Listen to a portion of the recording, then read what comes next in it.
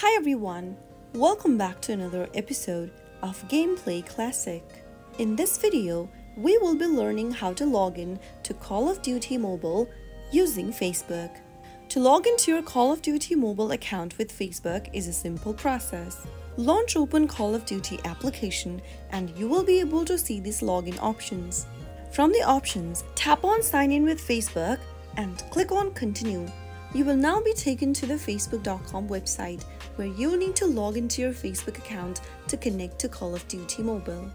Type in your phone number or your email address associated with your Facebook account. Also make sure to type in your Facebook account's password in the Facebook password text box. After you are done, click on Login. Authorize access to Call of Duty Mobile to access your Facebook account by tapping on Continue. Right after you do that, you will be able to log into Call of Duty with Facebook. So that is how it's easily done.